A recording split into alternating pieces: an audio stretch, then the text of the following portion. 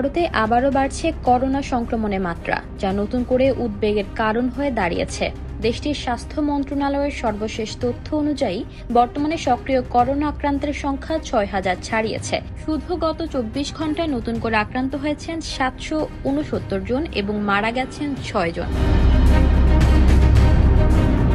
সবচেয়ে বেশি সংক্রমণ দেখা গেছে কেরালায়, এরপর রয়েছে গুজরাট, পশ্চিমবঙ্গ ও দিল্লি। তবে স্বস্তির বিষয়, অধিকাংশ রোগীর অবস্থা স্থিতিশীল এবং তাদের চিকিৎসা বাড়িতে থেকে দেওয়া হয়েছে। স্বাস্থ্য কর্তৃপক্ষ জানিয়েছে, হঠাৎ করে সংক্রমণ বাড়লেও এখনো পরিস্থিতি পুরোপুরি উদ্বেগজনক নয়। বছরের শুরু থেকে জুন পর্যন্ত করোনায় মোট মৃত্যু হয়েছে ৬৫ জনের, অথচ মে মাসের ২২ তারিখ পর্যন্ত সক্রিয় আক্রান্তের সংখ্যা ছিল মাত্র ২৫৭ জন। সেই তুলনায় সংক্রমণের বর্তমান হার অনেক বেশি।